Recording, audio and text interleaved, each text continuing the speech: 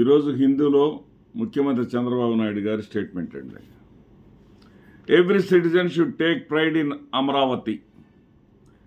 The event marking the relaunch of works on construction of Andhra Pradesh capital Amaravati should be conducted in such a way that every citizen of state was filled with pride that this is my Andhra Pradesh, my capital Amaravati, Chief Minister N. Chandrababu Naidu said on Sunday. Mr. Naidu was reviewing the arrangements being made for relaunch of the capital works on May 2nd by Prime Minister Narendra Modi with ministers and senior officials, criticizing the previous YSRCP government for conspiring against Amaravati and trying to ruin it. So ఇక్కడ మనకు అర్థమవుతుంది ఏంటంటే ముఖ్యమంత్రి చంద్రబాబు నాయుడు గారు అమరావతి పనుల పునఃప్రారంభానికి మరలా ముఖ్యమంత్రి గారిని పిలుస్తారు. ఇది ఎలా గుర్తొస్తుందంటే ప్రజల సొమ్మును దుర్వినియోగం చేయటంలో చంద్రబాబు నాయుడు గారిని మించినటువంటి నాయకుడు మరొకడు లేడు అనేది మనకు రుజువు అవుతుంది. ముందుగా అమరావతి శంకుస్థాపన, అమరావతి ఏదో వాళ్ళ కుటుంబ కార్యక్రమంలాగా వాళ్ళ బావమరిది బాలకృష్ణ గారిని, ఆయన వీళ్ళందరూ తెలుగుదేశం పార్టీ కుటుంబ సభ్యులు కాకుండా నారా నందమూరి కుటుంబ సభ్యులతోటి నారాయణ గారు అప్పటి మున్సిపల్ శాఖ మంత్రి, ఇప్పుడు కూడా అనుకుంటా ఆయన, ఈ కుటుంబ సభ్యులు మాత్రమే ఉండి అక్కడ కనీసం ప్రతిపక్ష నాయకుడిని కూడా దగ్గరికి రాని వాతావరణాన్ని సృష్టించి శంకుస్థాపన చేసేశారు. సరే, శంకుస్థాపన చేసి పనులు ప్రారంభించారా? లే. మరలా ప్రధానమంత్రి గారిని, దేశ విదేశాల ప్రతినిధుల్ని, వివిధ రాష్ట్రాల ముఖ్యమంత్రుల్ని, పొరుగు తెలుగు రాష్ట్రమైనటువంటి అప్పటి ముఖ్యమంత్రి అయినటువంటి కేసీఆర్ని అందరినీ పిలిపించి మళ్ళీ భారీ ప్రారంభోత్సవ కార్యక్రమం.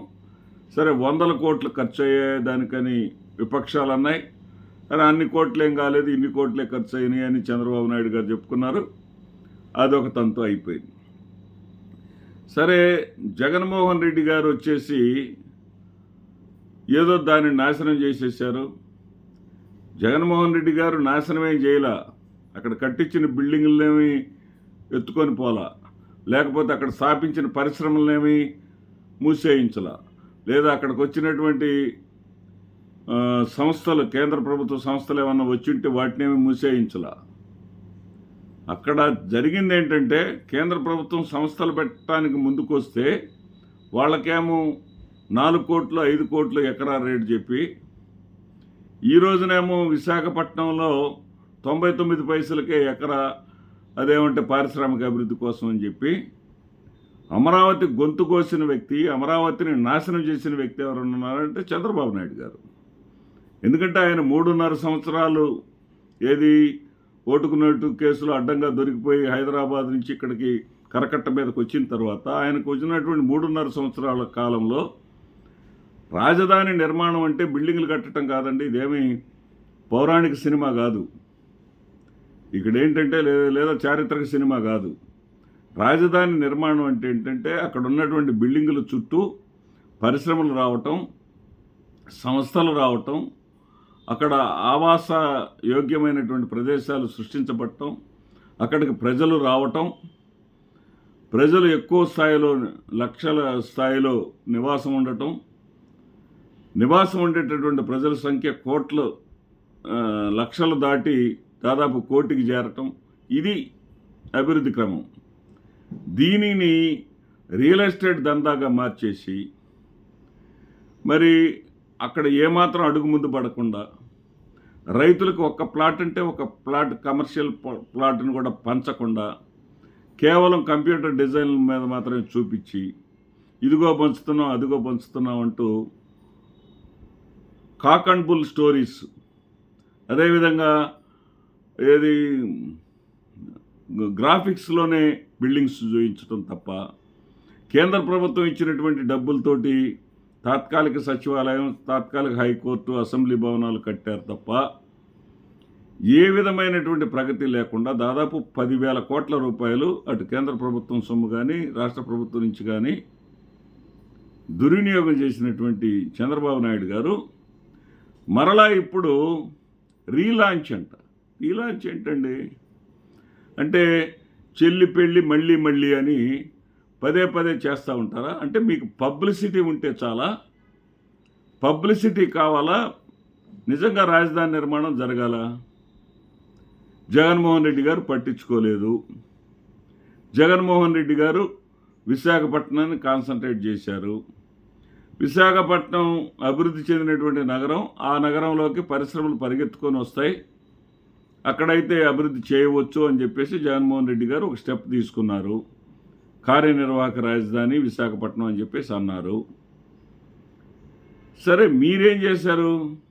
మీరు అమరావతి కోసం ఏమి నిర్మించారు? ఇక్కడ అమరావతికి అరాకొరా వచ్చినటువంటి 1-2 విశ్వవిద్యాలయాలు మినహాయించి, అవి అమరావతి ప్రకటించకపోయినా ఆ విశ్వవిద్యాలయం అక్కడ వాళ్ళ బ్రాంచీలు ప్రారంభిస్తాయి. ఏపీ విట్ ఉంది, ఖచ్చితంగా అక్కడ అమరావతి కాకపోయినా విజయవాడ సమీపాల్లో వాళ్ళ బ్రాంచ్ని ప్రారంభించడానికి ఎప్పటి నుంచో ప్రయత్నాలు చేశారు. ఎవరైనా వస్తారు. మీరు అక్కడ మౌలిక సదుపాయాలను పెంచకుండా, ఇన్ఫ్రాస్ట్రక్చర్ లేకుండా, రోడ్లు తదితర సౌకర్యాలు కల్పించకుండా, అజీం ప్రేమ్జీ గారు విప్రో సంస్థల అధినేత, మీరు అమరావతికి రమ్మని చెప్పేసి ఆయన అడిగితే చంద్రబాబు నాయుడు గారు నేను క్షేత్ర స్థాయి పరిశీలన చేసుకున్నాను, అమరావతిలో వచ్చి నేను నా విప్రో సంస్థను పెట్టాలంటే కనీసం 20 ఏళ్ల సమయం పడుతుందని చెప్పేసి ఆయన స్పష్టంగా చెప్పాడు. ఇలాంటిదేమీ లేకుండా మీరు ప్రజల సొమ్మును పదే పదే దుర్వినియోగం చేస్తూ ఈ రకంగా సెంటిమెంట్ని రెచ్చగొట్టడం. ఇక్కడ ఏమన్నారు మీరు? ఆంధ్రప్రదేశ్ రాష్ట్రంలో ఒక ప్రైడ్, ఒక గర్వంగా ఇది నా ఆంధ్రప్రదేశ్, ఇది నా అమరావతి అనేటటువంటి గర్వపడేలాగా, అదేవిధంగా అమరావతి మీద వైసీపీ చేసినటువంటి కుట్రలను రాష్ట్రంలోని 13 జిల్లాల వాళ్ళు, అంటే మొత్తం అన్ని ప్రాంతాల వాళ్ళు కూడా ఖండించారు, అన్ని ప్రాంతాల వాళ్ళు కూడా వ్యతిరేకించారు అని చెప్పేసి మీరు అంటా ఉన్నారు.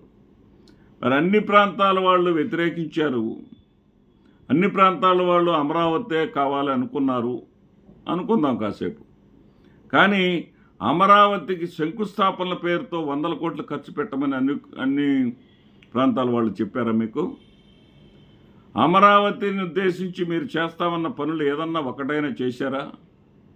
అమరావతిలో అంబేద్కర్ సంబంధించినటువంటి విగ్రహాన్ని 125 అడుగుల విగ్రహాన్ని ప్రారంభిస్తూ ఉన్నారు. 3.5 ఏళ్లలో దాని జోలు ఏమన్నా పోయారా? అది ఒక ఉదాహరణ కోసమే చెప్తున్నా.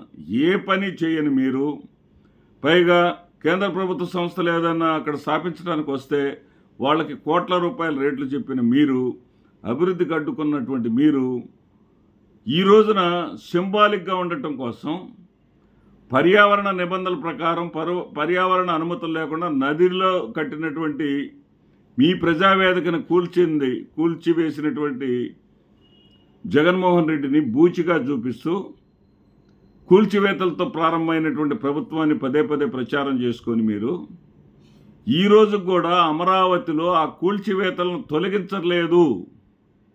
ఆ కూల్చివేతలను తొలగించకుండా పైగా రాబోయే తరాల వరకు జగన్మోహన్ రెడ్డి ఎంత దుర్మార్గుడో తెలియాలి అంటే ఈ కూల్చివేత శిథిలాలు అలాగే ఉండాలి అని కోరుకుంటూ ఉన్నారంటే మీకు కావాల్సింది అమరావతి అభివృద్ధి కాదు, అమరావతి పరిశుభ్రత కాదు, కేవలం రాజకీయ ప్రయోజనాలు మాత్రమేననేది చాలా స్పష్టంగా అర్థమవుతుంది. చంద్రబాబు నాయుడు గారు, నమస్తే.